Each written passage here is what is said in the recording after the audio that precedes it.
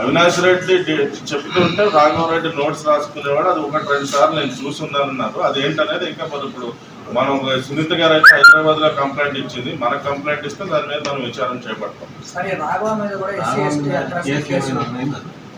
అది ఎక్కడ ఈ కేసా?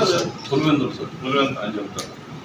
సో పులివెందుల్లో ఒక పర్టికులర్ పర్సన్ ఈ విధంగా పోస్టులు ఏవైతే ఉన్నాయో, సపోజ్ ఫర్ ఎగ్జాంపుల్ కొన్ని పోస్టులో మందకృష్ణ మాదిక్ గారి మదర్ని కూడా తిట్టడం జరిగింది, పవన్ కళ్యాణ్ గారి మదర్ని కూడా చాలా డెరిగేటరీగా మాట్లాడటం జరిగింది.